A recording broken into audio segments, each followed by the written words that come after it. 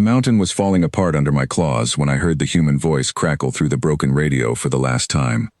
I had 30 seconds, maybe less. The ash storm behind me was already swallowing the sky, turning the afternoon black, and somewhere below that storm, buried in a canyon that no dragon had ever bothered to name, a human pilot named Wendy Frost was trapped inside a burning scout ship with a cracked leg and less air than she was willing to admit. I did not know the mountains the way my kind was supposed to know them. I had never learned the songs. I had never memorized the flight paths that every hatchling before me had carried in their blood since birth. What I had, folded twice and tucked under a loose scale near my chest, was a scrap of paper. A human map, burned at one corner, smudged with old smoke, and utterly unreadable to every full-grown dragon who had ever looked at it. But not to me. I dropped through the ash storm like a stone, wings tucked, eyes narrowed against the grit tearing at my face. The wind screamed. Somewhere far above me, my escort was shouting my name, telling me to turn back, telling me the storm would kill me before I ever reached the canyon. He was probably right. I did not turn back.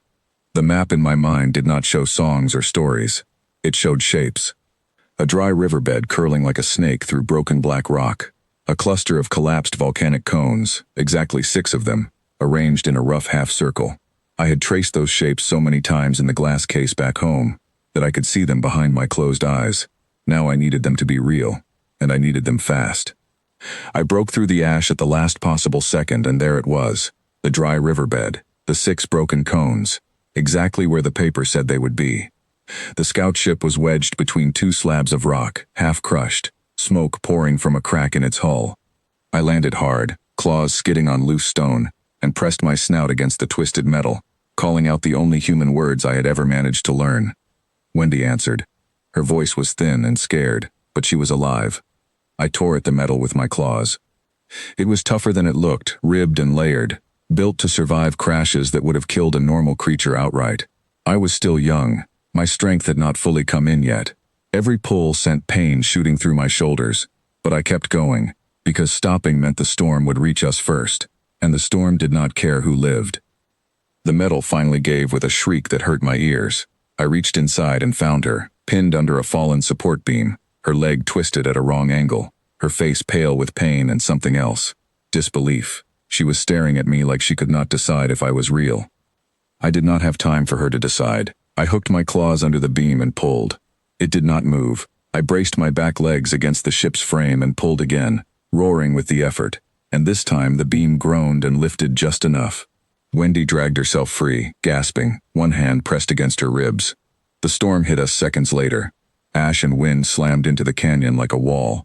I curled my body around her without thinking, wings folded over both of us, my back exposed to the worst of it.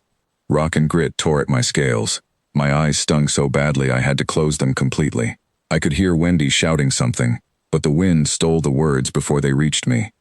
We stayed like that for a long time. I do not know how long.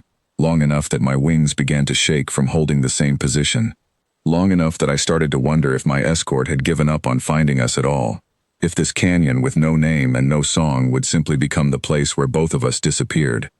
Then, through the noise, I heard wings, not the storm, real wings, cutting against the wind, and a voice that was not Wendy's, calling my name. My escort found us pressed against the rock, half buried in ash, and for a moment he simply stared, the way the elders had stared at me my whole short life, except this time it was not disappointment on his face. It was something closer to shock.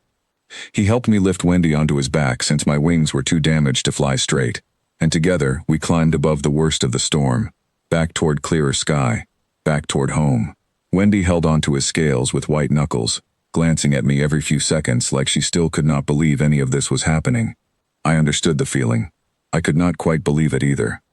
When we landed, there were more of them waiting. Elders. Warriors. My own sire, standing at the front with an expression I had never seen him wear before. Not disappointment.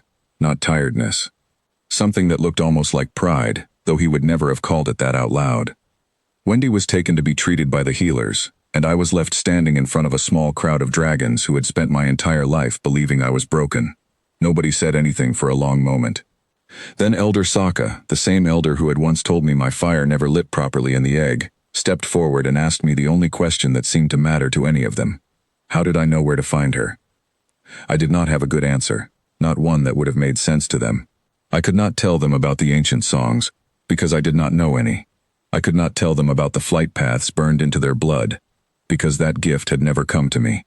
All I had was a piece of paper covered in strange marks that no dragon before me had ever bothered to understand, because why would anyone need to understand how the losing side organized a retreat? So I told them the truth. I told them about the glass case in the Elder Hall, about the burned map inside it, about the hours I had spent as a hatchling pressing my snout against the cold glass, tracing shapes that meant nothing to anyone else. I told them that the marks were not glyphs and not songs, but something else entirely, a way of seeing the world from directly above, without a storyteller, without a voice, just shapes and lines that stayed true no matter who looked at them.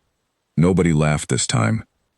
Wendy recovered within a few days, her legs set and healing, and she spent much of that time sitting near me, sketching in the dust with one finger, the same way she had done in the wreck, showing me more of the marks, more of the shapes, teaching me slowly what each one meant. In return, I taught her the few words of my own language that a hatchling could manage, and together we built something neither species had built before, a way to talk to each other that did not depend on songs or stories at all. The human sent a message not long after, thanking my people for the rescue, and asking, carefully, whether talks between our two kinds might finally be possible. My sire was the one who answered them, and for the first time in longer than anyone could remember, the answer was yes. Years later, people still ask me how a hatchling who could not recite a single song, who could not follow a single flight path taught by the elders, managed to find a downed human ship in a canyon that had no name. I tell them the truth every time, even though most of them still find it hard to believe. I tell them that sometimes the thing that makes you different is not a flaw waiting to be fixed. Sometimes it is simply a different kind of eye, one that sees the world in a way nobody around you has learned to see yet. I could not read the songs of my people, but I could read a burned scrap of paper that every full-grown dragon in my clan had dismissed as meaningless. And on the day it mattered most, that was enough to save a life, and to change the shape of two entire worlds at once. Wendy still visits sometimes, older now, walking with a very slight limp that she says reminds her of the day she should have died and did not. She brings new maps each time, cleaner ones, easier to read, though I always ask her to bring the old kind too. The kind with rivers drawn like snakes, and mountains drawn as tiny triangles seen from above. I still keep one folded under my scales, close to my chest, the same way I did on the day the storm nearly took us both. Not because I need it anymore. I know those mountains well now. Every ridge, every hidden canyon, every dry riverbed that curls like a snake through broken black rock.